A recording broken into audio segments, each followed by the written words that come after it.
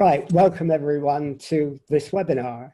This is a sort of one-off. We normally do our webinars in the evening, but this one we're doing in the morning because we're doing it with Prashan Paramanathan, and I pronounced his name incorrectly, I know, who is in Australia, and it's about 7 o'clock there, so we've had to sort of adjust to our different time zones. So in this webinar, we're doing something different as well. We're not sort of interviewing someone about an issue. We're interviewing or talking to someone that will interest a lot of us who are in organization or who have causes. We're going to talk about how you get money, and that we all want to do that sometimes in the work we do. And one of the ways you do that is through crowdfunding. Now, Prashan is someone who has started an organization called Chuffed.org, and they have raised over £25 million for 5,000 different social causes in 27 different countries. And that's an amazing achievement. And Prashan has kindly come on to talk to us today. We've got also on here Zoe Kaku, who's from Oxygen. And Oxygen is an organization that got in touch with us and actually put Prashan and myself together. So I'm really grateful to them for what they did. What Prashan's going to do is he's going to tell us how to fundraise through crowdfunding, and it's going to take GlobalNet as an example. So I'll tell you something very briefly about GlobalNet, very briefly. GlobalNet was set up some years ago to get people to actually talk about the big issues in the 21st century. We believe that the digital age, or the fourth industrial revolution, some people call it, has made many of the ideas we developed in the 20th and 19th century no longer fit for purpose or found wanting. So we needed to create ideas. We needed to exchange them. So we would hold many meetings, some in the House of Commons to engage politicians, some with universities, some with organizations like Conway Hall, Ethical Society, to develop those ideas. Our audience became increasingly global, so we developed webinars like this as well. So what we tried to do is to get people to think about ideas, to develop new ideas, and then to network together so that they could meet each other to take action that was appropriate to them. And we're even thinking of trying to develop digital action groups to take the action of what people do further. But what I want to say is we believe that ideas are action. It's no good putting anything into practice, into action, unless you develop the ideas that are fit for the times we live in. And so the development of ideas are vital. And that's what we exist to do, to get people to talk about those, because it's in developing new ideas that you change culture. And it's changing culture that's probably the biggest engine of social change that there is. So that's what we do. And Prashan is going to talk about crowdfunding. He's going to talk about how we might develop projects as well that would help us crowdfund as an example, really to help you think about what you might do as well. Anyhow, I'm not going to say any more. I'm going to go straight over to Prashan. He's going to introduce himself, going to do a PowerPoint presentation, and then that will go through all his ideas and what he's learned doing his job. Then we will come back to you and take up your questions as well. So Prashan, thanks for doing this, and over to you now. Great, thank you so much for having me. And a huge thanks to the GlobalNet community and for Oxygen and Zoe in particular for making this, this happen. Hi everyone, for those of you who don't know me, my name is Prashan Paramanathan from Chuffed.org, and today we're going to be talking about crowdfunding for social cause projects. And in particular, we're going to be talking about how you can be successful in your crowdfunding project. So I'm just going to load up this presentation that I've got. So if you were, I just want to start with a story. So if you were riding the London or Manchester, or actually the Boston or the Sydney Underground last year, you may have seen something that looked like this. Now, you probably didn't see the lady in the photo, but behind her, there was this ad that says, try vegan this January, if you can see it. Now, I want to tell you the story of how these ads actually came to be. So a couple of Octobers ago, two of our favorite campaigners, Jane and Clea, who are based in York, they were brainstorming about how do they take their pretty small fledgling charity that they'd started and grow it. And for a few years prior, they've been running this campaign called Veganuary, which encourages people to try veganism in January, or try being vegan in January. And what they really wanted to do was to plaster the London Tube and a bunch of other metro lines with ads for Veganuary to encourage people to do Veganuary. But they were literally, at this stage, 2 volunteers, no budget, working off the smell of an oily rag. They really had like no infrastructure at all. And so what they decided to do was to set up a crowdfunding campaign with us to raise £24,000 to put up 2,000 ads in the tube. So £12 a pop. Now, their previous campaign that they'd run with us had raised at £6,000. And so when we looked at it, 24,000 seemed like a stretch. But they went with it anyway. They launched their campaign. The vegan community around the world rallied behind it. And in under 40 days, they managed to raise nearly £30,000, which put 2,500 ads up on the London Tube, just like this one here. And that January, they ended up growing to more than 50,000 people participating in Veganuary. Now, I've heard a lot of stories just that sound like that about crowdfunding, and a lot of stories that you hear in the media about crowdfunding can follow that pattern of, you know, we just put it up on the internet, it went viral, we raised a lot of money. And it's kind of easy to imagine that, that it's something to do with like how cute the campaign is, or whether it's got like sex appeal, or whether it's got this kind of immediate heartstring pulling behind it.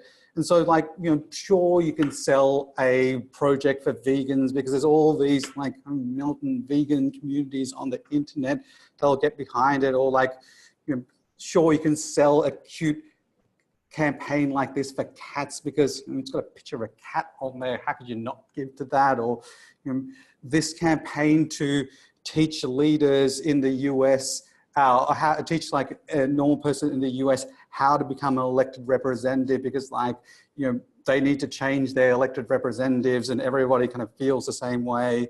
But, you know, look, my project is for a stats project. You know, how do you sell a stats project in Africa where we're just like developing a program for creating like a stats app? Or like, how do you sell a program that reduces recidivism for prison inmates? Now we've run from actually kind of closer to 10,000 social cause campaigns now in 20 countries around the world. And I'm here to tell you that this idea, there's one thing that you can take out of this, is that this idea that crowdfunding campaigns are only for things with cute cats, or things that kind of pull on the heartstring, or things that are immediate disaster relief, is false. Like, you can sell, and we've seen people sell things as unsexy as men in jail, which is very hard to sell. But, and there's a big but, the ones that are successful actually follow a particular process. And that's what I'm going to talk to you about, the actual process that you don't see behind a successful crowdfunding campaign.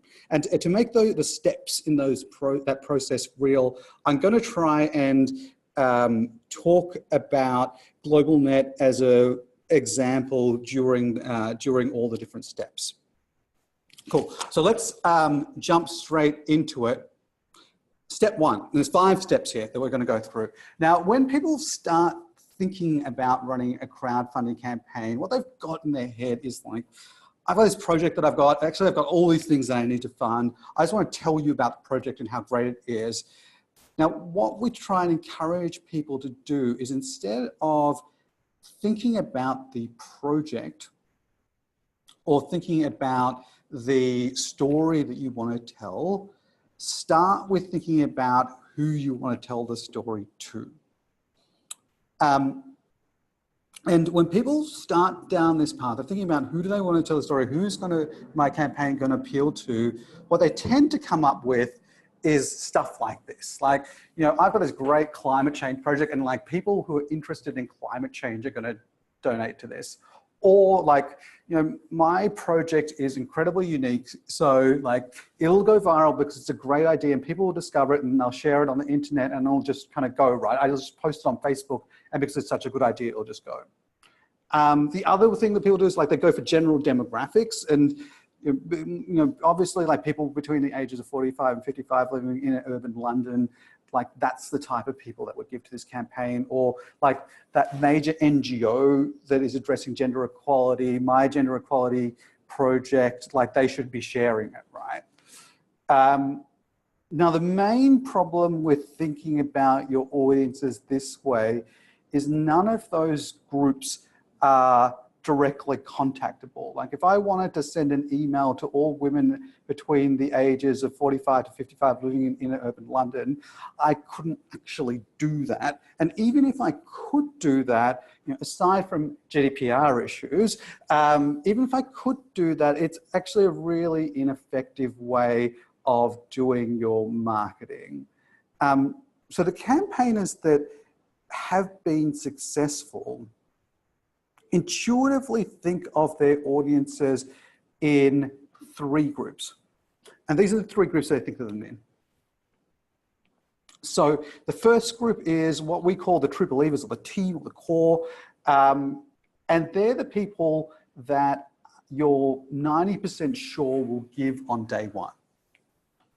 And they often look like a couple of the core team members, and normally it's not all the core team members. There's a couple of the trustees or the committee that you've got. And again, it's normally not like all 8 trustees that you have on your board. Normally it's just the 2 that actually do most of the work. And sometimes maybe it's long-term members of the organization or customers or beneficiaries that are kind of particularly noisy ones who always have an opinion about how you should run your organization. They're perfect for building what we call a true believer team. Now those people are, and there's normally kind of only 5 to 10 of them. They are absolutely critical in making your campaign succeed. And they normally care about seeing the person or the core, the person behind the campaign actually succeed. Like often their driver is, I just believe in, you know, Francis doing his project over there or his organization, and it looks great. And I just want to see him kind of deliver on his vision because I believe in him. Sometimes they have other motivations, but like that's a very common one. Then there's a second group, we call them influencers. So these influencers come in 2 groups. One is people who could give you a larger donation. And so normally that's about like £500 or above. In the UK market, it's kind of about $500 or above in the US and other markets. So these are not random people that you imagine might give you donations. These are people that you have a pre-existing relationship with, that maybe they haven't like donated previously to your campaigns. Maybe they've said that they would do something with you, but they haven't actually committed to anything yet. Sometimes they may have donated to you previously. Sometimes there's suppliers that you work with that want to see you grow. There's normally kind of a range of those people. Second group of influencers are people who can give you wider distribution. So it might be kind of bloggers, people who are connected into PR, or like the head of that law firm that is friends with you that wants to send it, that's happy to send it out to his audience at work. This influencer group, these are the ones that give you reach, but they normally aren't the ones that have the closest relationship with you. So they're really trying to, they have like, you know, various motivations, but often a common motivation is like they want to be kind of backing something in their area that gives them like brand exposure, that is like what their audience is talking about or their audience is interested in. So it kind of makes them look good as well. So it's not just they're doing it because it's out of a favor for you. Occasionally you can get a couple of people over the line on that. Most of the time they're doing it because it makes them look good as well. And often in most campaigns, there's only a few of them as well. There's only maybe 5 of them as well, most campaigns.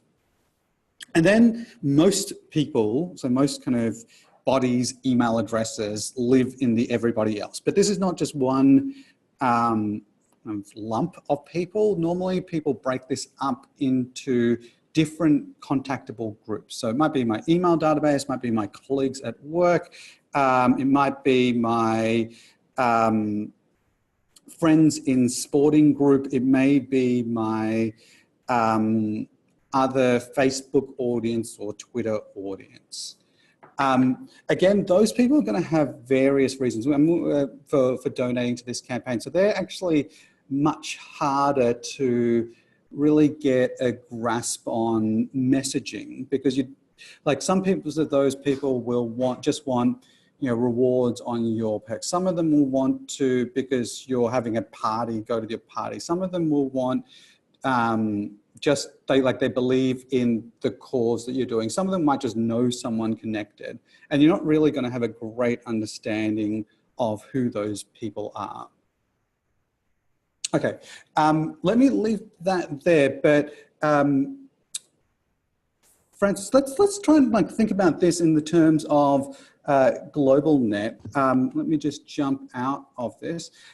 So if you were to think about those 3 groups, and let's actually just talk about the first one to start with.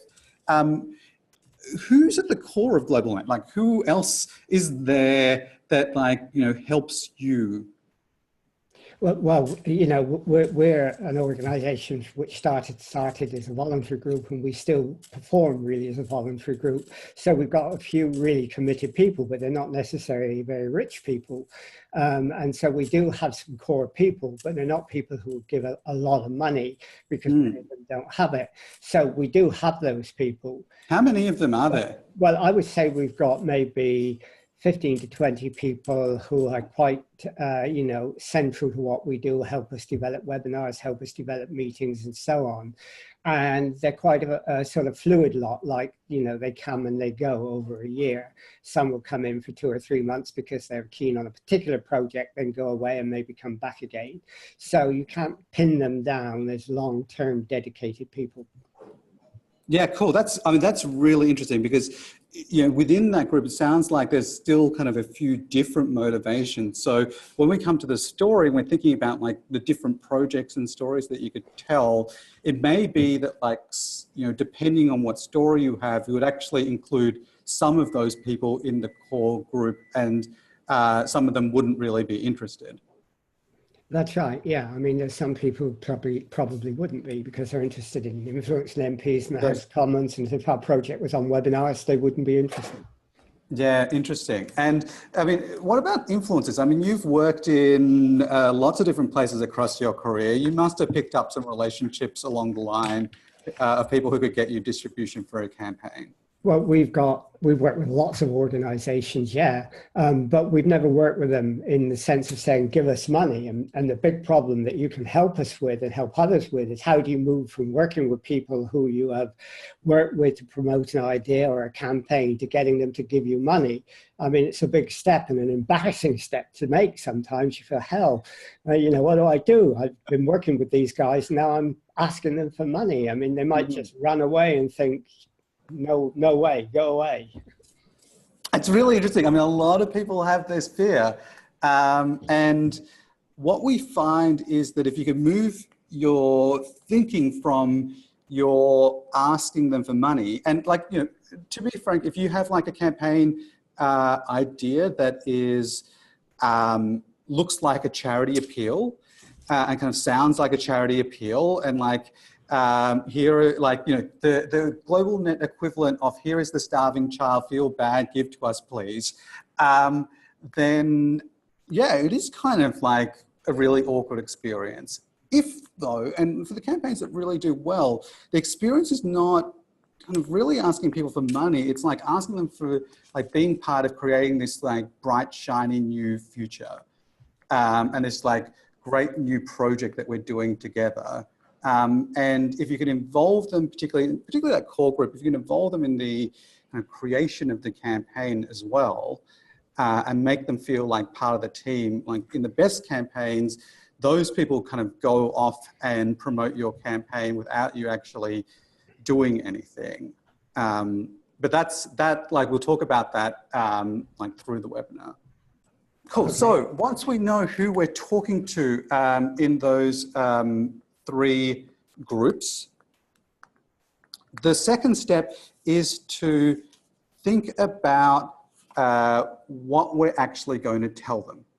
Now, the way to tell a good story and the things that differentiate great crowdfunding campaigns from like what looks like a standard boring charity appeal is that the story is that you choose to tell.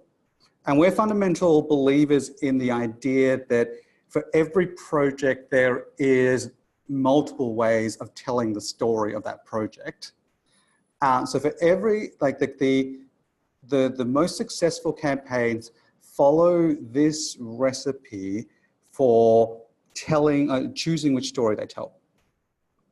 The first bit is that they tell a story that is specific, not general. So this is not a, hey, we're a network of collaborating organizations that facilitates a movement to change attitudes towards climate change, which could cover a whole range of different things that you're doing. I'm using real examples through this of campaigns that people have run. So you can kind of hear what kind of good and not good stories sound like for crowdfunding.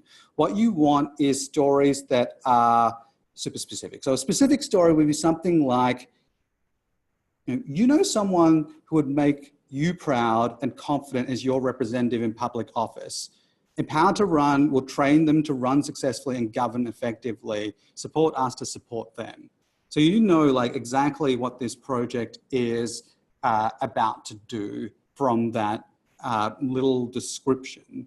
You could get even more specific than that particular story. So the best stories are actually about a specific project or thing that you are bringing to life. So there is a point in time where this thing doesn't exist in the world and then it comes to life in the real world. Now, if you've ever done charity fundraising before, you'll know that you have ongoing costs, and that's often the thing that you actually want money for. What you can often do is take your kind of ongoing project and cut it up into a cohort or projectize it up into, this is 10 people who are going to go through this project in our summer cohort or something like that. There's always ways to kind of projectizing general things to make them specific as well. So that's the first thing that makes a good story. The second thing that makes a good story is you want to go for inspiring, not earnest. Now this is hard particularly in NGO charity land, because we tend to spruik our credentials. So we say things like, and if you've ever read the about page of a charity, you'll hear things like, we are a registered charity and our mission is to create a world where all kids can connect with their parents regardless of their circumstances. Now, that is a great thing to be doing. Terrible sell on crowdfunding. And the reason that it's hard is that earnest spiel is impossible for people to share online. Like people just will not read that and click the share button.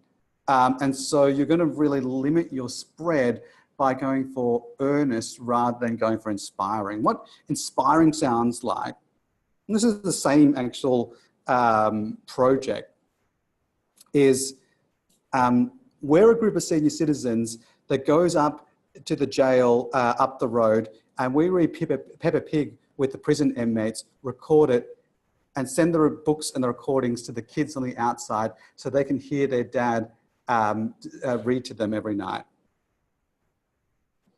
Now that's way more inspiring. You'll remember that story. You will tell it to your friends because it's hit the kind of inspiring and awe rather than like, this is just an earnest thing that we're trying to do. And the last one about stories, not figures. Everyone who's been in charity fundraising land will know that if you tell the story, people will remember it better. The kind of 11,000 refugees who are trapped in limbo, only 10% of them will be processed this year, help us do something about it type of story, just doesn't resonate with like people. People can't remember it. And so if they can't remember it, they won't be able to share it. Whereas when Saeed was 8 years old, he was separated from his family when they fled Somalia. Now we're reuniting a mother with a son after 23 years. That's like played on the inspiring thing. It has told a story about it. And that's kind of much easier to sell online. Now, let's kind of go back to global net example. And I want to kind of think about, if you were to say, and I'm going to kind of leave the slide in here for just 2 seconds. If you were to say, GlobalNet loves these kind of webinar series that it's done. It's got a great back end if you sign up as a member, and you can get like the entire webinar series. What they want to do is massively increase that. They want to be running 10 webinars every week, and they want to get the best experts from around the world talking, having conversations about the issues that matter. There are many ways of actually selling that particular project. Now, I've just come up with kind of random ways of telling them, but Francis, I want to kind of put you on the spot to come up with better ways than this, but I'll give you a couple of examples on this. So, over the last however many years, we've built this thriving community in GlobalNet. It stretched beyond our wildest dreams when we first started it up. Now we want to take our biggest step yet and build GlobalNet version 2. Here are all the bells and whistles of things it's going to have. So this is like a classic, what we call version 2 story of like, we've done all this thing to date. You've been on the journey with us to date. And now we want to kind of create the next step of this. The other ways of telling this would be like the NGO problem story. So like, hey, NGOs don't really have enough training material. As a result, they have all these problems within the organization. They don't know how to fundraise effectively. They don't know how to do governance stuff effectively, and they get into a bunch of trouble. Now, we want to be the people that build their capacity so that we have a thriving, vibrant third sector. Or it could be, hey, training material in general. So this could be like the technical aspect of the story. Like training material in general for change makers is terrible. We've actually cracked the secret sauce of what makes a great training material product. And we're going to make the best training material that the NGO sector and the global kind of change maker sector has ever seen. So they're all selling the same thing. Is there like other versions of that story, Francis? Is there any like any of those stories that actually kind of appeal to you? Would you kind of donate to anything? I mean, what I've learned from you is I don't think you could fundraise for a general thing like GlobalNet 21, which does everything. We've got to focus on the story. You put that down. I mean, for example, we could pick a story like we want to influence politicians more and we're going to do it in this way. Could you help us with that? Or we want to plan a whole series of digital stories of those who don't normally get into the public square, the homeless, the people who are in poverty and so on, to tell their story and create sympathy. I think from what you're saying, we need to do that. We don't have to raise funds. Primarily, we have to first start with a story, get them to know what it's about, and then ask for funds in order to make that story real. And, what example you gave and the two I gave, I think would probably work. Yeah, I mean, the other thing to keep in mind as well, because a lot of people kind of, are sitting in your situation and like, yeah, Prashan, it's great to like raise all this money for the program, but like, actually I got to eat. And, like adding 10 more programs to my plate is going to be fine, but then like, I'm just going to eat even less. So it's always important that as you're building that kind of target, and we'll talk about the target, coming up right now, you've got to build in the costs of you existing into that target, because people don't really know how much anything really costs. And so as long as the number is reasonable, I think you should always build that in to your project, because it'll make it way better. Okay. Cool. Let me jump back. Great. So once you've got the idea of who you're going to sell this project to, and you've come up with a story, and you've matched up that story to those people, which is really important. So you've understood, like, what is the motivation for that true believer group, and you're telling the story that matches up to that motivation. The next part of the campaign that you need to decide on is the target. Now, the target is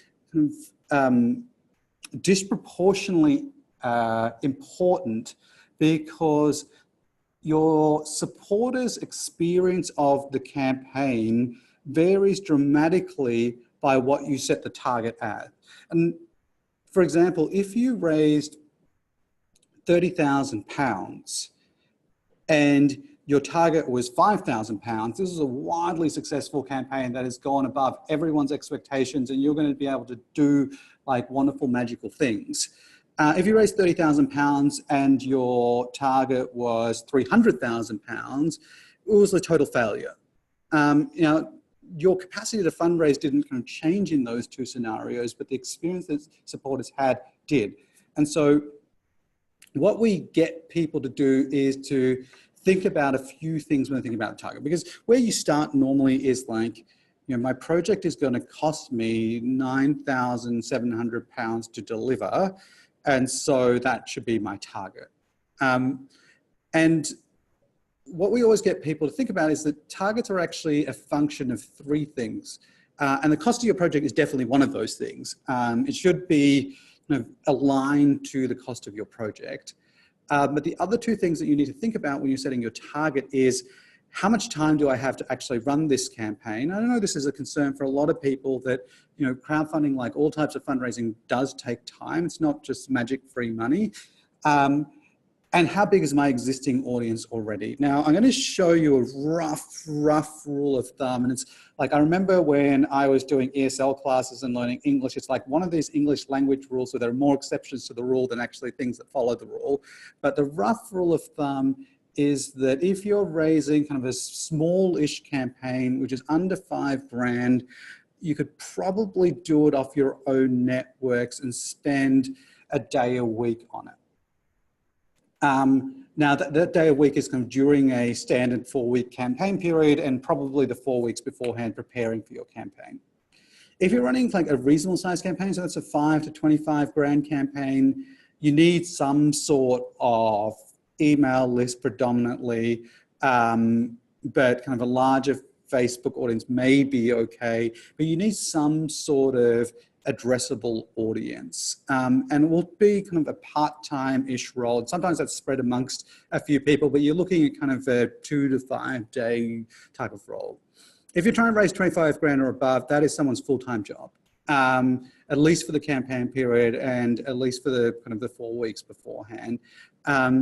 And you need kind of a few thousand emails at that point. That's a kind of a serious campaign process. And I'll step you through what actually happens in that campaign, but you need to think through what target is appropriate for your level of audience. Okay, so once you've decided what story you're going to tell to whom, and you've decided how much you're going to raise, now comes the most important part, getting people to your actual page. Now, the secret to crowdfunding campaigns that work, and the fundamental difference between crowdfunding campaigns that do work and don't work, is the ones that do work build early momentum. They launch hard and they go for gold in the first week. So our benchmark on this is that you want to plan to get to at least 30% of your target in your first 3 days. Which sounds kind of ridiculous, but the campaigns that take off, they open up other opportunities to get more money And the campaigns that flatline early basically signal back to the audience that nobody wants to donate to this campaign. Not even this person's mum would donate to it. So like, why would I donate to it? So it's really important to understand that that early momentum bit is critical to your campaign. So what you want your chart to look like, so this is like a real chart, campaign that wanted to raise 50 grand and they got to 12 grand in their first 48 hours. So you can see this vertical line that goes straight up. This is the first 48 hours of this campaign. This is what they actually did. So first step, this is why getting those true believers, that core audience clear and understand their motivations clearly and creating a story that speaks to those motivations is so important, because what you'll do is you'll use those true believers and their networks to get your distribution. This is the secret to a great crowdfunding campaign. The way you get to new people is via people who already know you. And you're creating a compelling experience for those people. And by those people, I mean the true believers. So what you will normally do is that in the lead up to the campaign, you will tell your true believers that your campaign is coming. You will get their feedback about the campaign page. Maybe you'll create a video and you'll leak it to them early. You'll tell them the battle plan for the campaign. You'll tell them why the launch period is so important. And then you'll write the template emails for them to make it super easy for them to send out to their friends. Then you'll give them a call to make sure that they're okay with sending it out. And then on launch day, you will like send out the email that they need to send out and then follow up with them to make sure that they actually send it out to kind of 100 of their people. Now that sounds like a lot of work, and it's why you want people who really believe in the project to be in that group. Those people want to be the core supporters. They want to be inside the tent doing the hard work with you and slogging away. And so that's why there's only kind of a small number of them. But the campaign that I just showed you, they did this, and the second point, which is sending out semi-personalized emails yourself. So this is like emails that go, hey Jane, great to see you last weekend. Hope the kids are doing well. You might remember that I mentioned that campaign that I was going to be launching. It's just launched. Here's the kind of link to it, and then here's my generic copy about the actual campaign. So that campaign that did this vertical jump, what they had was their core team, so their true believers, sitting in a room together on launch morning, sending out dozens of semi-personalized emails to their follower fan base and all their contacts. That is how they did that. So you can get to, I mean, this is in dollars, so this is kind of roughly £4,000 in the first little peak. This is about £8,000 up at the top in 48 hours. They did that kind of predominantly using their true believers and semi-personalized emails. Then as the donations start coming through, what great campaigners do is that they start thanking their donors privately and publicly. And so they will send them a thank you email. They'll probably just respond to the Chuffed email, which kind of automatically gets sent to the donor. And then if they know the people, they will tag them in Facebook so that the person who has just donated gets notified, oh my gosh, this organization that I care about and want to see succeed, they've just been like talking about me publicly to everyone, telling everyone how great I am. And that makes me feel good. And like, that's a very easy share for me to go, oh no, look, you guys are doing great work. I love supporting you. And that kind of keeps it spreading on Facebook.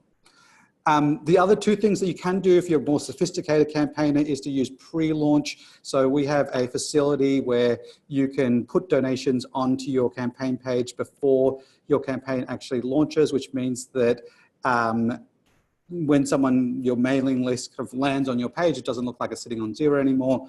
And you can use like first 24-hour discounts on perks and rewards. Now, what you'll then do is that if you get to that early momentum, that 30% in your first 3 days, you can then reach out to the influencers once you've got that credibility. So this is the normal play on your comms. You get that early momentum with the true believers, and normally with the everybody else, you'll kind of send out to the general email list after those true believers do their bit. Then you'll get reach with the influencer. So then you can call up the maybe the corporate partner and go, hey, this campaign has taken off. These people have like pushed it. This has gone beyond our wildest dreams. We've got this great sponsorship opportunity for $1,000 to be part of this project. Would you like to be part of it? And they're much more likely to jump on board at that point because there's a interest, like they want to get their brand out and be associated with a thing that is important and trending rather than the thing that's got $0 on it. Again, with PR, if you're doing that at that point in time, or your blogger friends, they want to be writing about the thing that is taking off that everybody else is talking about, because that's going to get them more views on their article than writing about another charity campaign. And then, like last step, you get volume with everybody else. Because remember, there's only a few people in that true believer and influencer group, but they're getting the spread for you. And then everybody else kind of doubles up on that. The reason that promotion strategy works is everybody gets what they want. So the people who really love you, they feel important because they get to be that kind of annoying friend who discovered the band before it was important and started playing at the O2, back when it was just playing at the pub. They discovered you first, and they want to be able to say that. The influencers, they get social currency by telling people about you. So they're backing a winning horse. They look good because they jumped onto this thing as it was kind of moving at speed. And then everybody else kind of can join the party that somebody else has organized for them. I don't want to know you that well, but this thing looks like it's kind of legit and it's taking off and it's really cool. So, and everybody else seems to think so as well. So I'm just going to turn up and join the party. So everybody gets the level of interaction that corresponds with the relationship that they have with you. Now, if you do this well, you'll see a chart that looks like this. And this is the kind of real chart from this campaign. And this is the launch party for the campaign actually in the background. So this initial phase was the true believers taking off. There's a middle kind of jump in the middle was them leveraging their influencers and getting kind of larger donations from corporate partners. And this last phase was a kind of rush at the end of their everybody else audience who wanted to buy tickets to their launch party. Because they already knew at this stage, they were already 80% of the way there. They knew this thing was going to happen and it was going to be a fun gig because all these people had supported already. Last step, very, very quickly, is once you understand who you're talking to, what story you're going to tell to them, how much you're going to ask for, and your plan, you need to map that plan out for your campaign. Now, this is kind of the extreme version of that. So this is like every email from a real campaign. You can actually go on our academy at chuffed.org/academy and see this particular campaign. I think it's called How to Raise $15,000 in 50 Hours. And this is like every email that they wrote. What you want to map out is who is in charge of sending what, when. And so this is like a rough plan of what you kind of need to do for your particular project. Now, how it looks like is actually not all that important. What's most important is that you actually do something. And so the ones that just kind of wing it tend to fall flat on their face. The ones that actually plan out a bit do pretty well. So just to recap really quickly, I know that was a lot of information.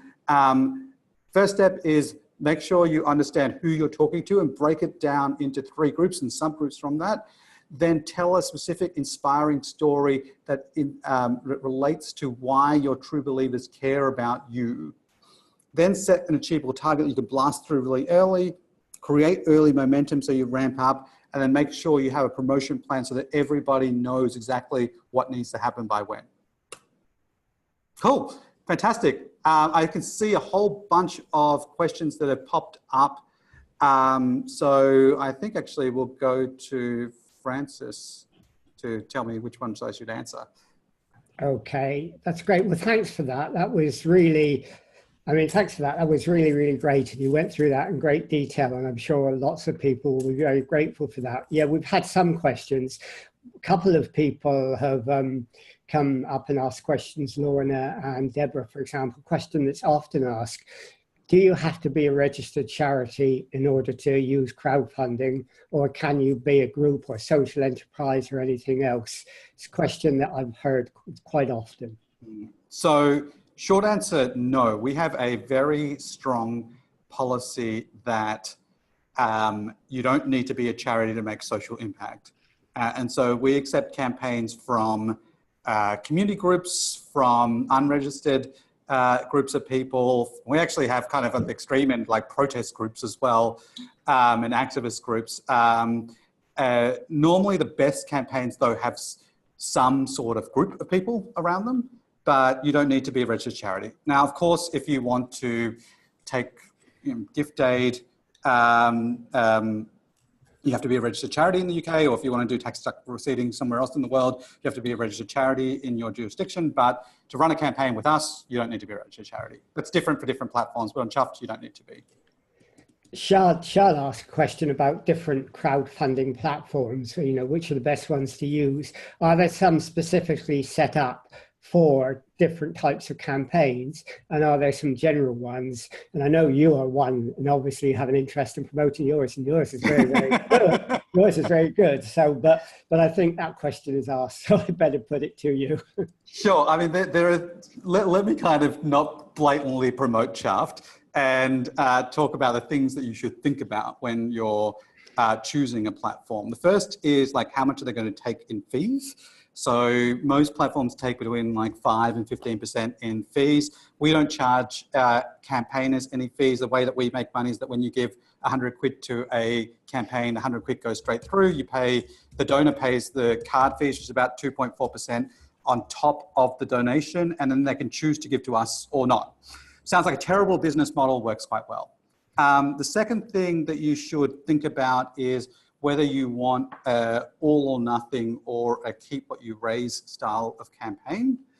And so in an all or nothing style of campaign, and we don't run these on Chuffed, but in an all or nothing style campaign, if you don't hit your target, you'll get zero. So if you get £9,900 and your target is £10,000, you will get $0 or £0 coming into your account. With Chuffed, you get to keep everything that you raise through your campaign. But for some projects that can't happen without you hitting a particular number, it makes total sense to use an all or nothing platform. And the other thing is like, what is the focus of the platform? So if it's all about people funding their holiday, or it's all about creative projects, you might want to kind of choose based on that as well. Okay, Zoe, who's on here from Oxygen, who put this together and who helped get this webinar up and running. I mean, she asks, what do you think about match funding? I mean, if you have match funding from someone and then you put a crowdfunding campaign out saying we want to get the money to match that funding, is that an advantage? Is that something that you would say is a goer? I love it when people do it. It works really well. I mean, normally it works kind of slightly better the other way around. There's normally kind of 3 different versions of that. One is that like there's the honeypot match, which is like if we get to 10 grand, this organization will match another 10 grand. So we'll get a honeypot at the end. Then there's like the dollar for dollar one or pound for pound one, where if you, for every pound that you donate, this organization will match a pound. And then there's the, we have this like £15,000 on the table from this foundation, but we need to get to £15,000 raised to get access to that. So, if we can get to £15,000, it'll unlock this money for us. But works really well, does motivate people. I mean, we've had a couple of people who've said, I've got an idea there that I want to help widows and orphans. And someone else said, I want to do something on Palestinian human rights. What would be your advice to them to focus down on something specific within those broad areas? Yeah, I mean, if they've got particular projects that they're doing within those areas, they would need to narrow it down to a particularly deliverable project. It's very hard to fundraise for like, I want to go and, do a project in Nigeria and, it's going to help kind of educate kids. Like nobody's going to give you money for that. But if you've got a particular project, you need to narrow it down. Once you've got a project, what we generally advise people to do is that we've got a Chuffed.org crowdfunding community group on Facebook, filled with kind of a bunch of experienced campaigners from around the world. So once you've drafted up a page on Chuffed, you can actually just drop your link into that community, and people will give you feedback and tell you if it's a terrible campaign. Or if it's a great campaign as well. Okay, we're getting questions that please can we have a copy of the slides. Obviously this is going to be turned into a YouTube video and you'll see the slides on it, but some people may want the slides themselves. Is there any way we can get slides to people, Prashan? We can easy, I can give them to you, or we can just drop them in the comments of the YouTube video or drop a link to them. Okay, or if you use SlideShare, we'd have a link on there as well. Exactly, we could do that as well. Yeah, okay, well, if you let me know that, I'll make sure that goes out to everyone. That's great. One of the other things, that I find interesting about social networking in general, and crowdfunding is a part of social networking, is some people think it happens by magic. And I'm sure a lot of people start a crowdfunding campaign, put their information up, and then go away on holiday for 2 weeks, come back and get surprised that there's nothing there. Social networking is about working the network, isn't it? Yeah, it doesn't happen by magic. It definitely does not happen by magic. I'll give you and you know what? It also doesn't necessarily happen online. So a lot of these kind of online campaigns that we have were started by offline conversations. So we've got this, one of my favorite case studies that's up on the Academy is by this lovely lady called Libby, and she's about 65. She's like, I don't know how to use Facebook and all this kind of social media stuff, but I love this refugee legal center that I support. And so what she did was she spent 6 months having one-on-one coffees with people, and she had 2 pieces of paper with her, where one of the papers was like, sign up to pledge to my campaign. And the second one was sign up to be a Facebook ambassador for my campaign. And so she literally signed up social media ambassadors on paper in person.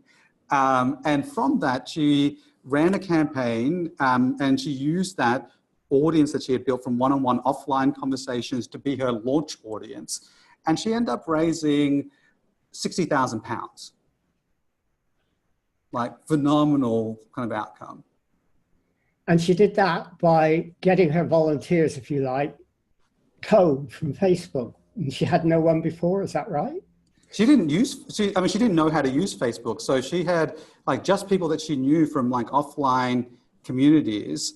And she spent time building those networks and talking about the campaign and priming them for the campaign launch. And she essentially was in a situation where I don't know who my team is. I don't know who my true believers are, but I know a bunch of people. And so I'm going to go talk to a bunch of people in real life and build the team that I need to launch this campaign online. So when launch time campaign, she called up all the people that had pledged over the last 6 months to her on paper. And she said, look, now the campaign's live. Here's the link. Can you go and donate? Okay. We've got a question from Valentina. I'll read it out actually because it's quite a useful one. How long would you say it takes to raise money? Is there a way to gauge the time you should spend based on the amount of money you want to raise? She's trying to plan a campaign and not sure how much to plan in terms of time to raise the money. And it would be great to have a benchmark that's possible. She says, I suppose it totally depends on your network and supporters and messaging.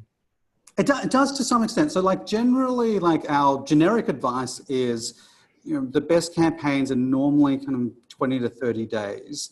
And normally that's for a, 5 to 25 grand type of campaign. And actually, even if you're raising more than that, still keeping it within that, 30, 40 day limit is the best, because you raise most of your money in that initial launch period, and then kind of people go on with their life and have other things, and the organization gets distracted, and you've got other priorities that you need to do. And if you're doing a really big campaign in that time period, you will leverage the influencers. And then you raise the rest of the chunk of the money in the last week or so. And if you extend that out, which like some people go, oh, look, if I've got 6 months to raise the money, that's going to give me more time to do. Essentially what you do is like take the pressure tap off. Like, and so all of a sudden it becomes like priority number 17 that nobody actually ever looks like. It's like, oh, I remember putting that campaign up there. Is that page still up? Like, are we still like fundraising? And so nobody actually ever does anything. So you need that dedicated fundraising time to really focus on your fundraising. And, you know, to be blunt, that's like not just of crowdfunding. If you're raising venture capital money, it's the same thing. If you've got a private venture and you want to raise it, you want to like spend focused time on fundraising, and then you want to like focus on growing your organization and doing the work that you're apt to do.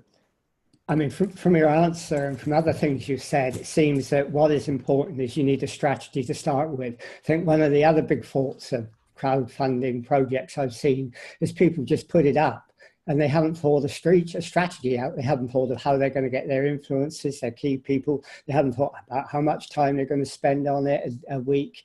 They just put it up without a strategy and without thinking it through. Do you want to stress how important it is to do some work on the strategy before you start, or else you might fall down heavily? Yeah, I mean, it's not necessarily a straight off the bat intuitive thing that you'll just know how to do. You need to spend time working with your team or with other people in particular to build out a plan so that everybody is clear exactly what everybody's role is and how critical certain things are, particularly how critical launch is for making this thing successful. You know, the other thing that kind of people don't quite understand is like the effort is kind of disproportionately higher in the start of the campaign relative to kind of any other part of the campaign. So you can't just like plan out, hey, I'm going to spend 1 day here and then 1 day here and then 1 day here the next week and then 1 day here the next week. Actually, you probably will spend like 3 days in the first week and then spend half a day the next week and then half a day the next week and then another 4 days in the last week.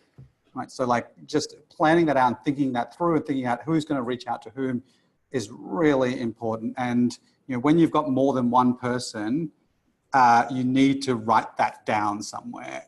The worst thing that you can do is think that you can do it all and that you can like come up with the magical idea by yourself and then put the page up there and then share it with people. Like show people the dirty like first drafts and everything as you're going along, and that will involve them. They'll really enjoy that. They'll love giving you feedback, and then you'll build the team and the involvement, and you can then use that to leverage your campaign.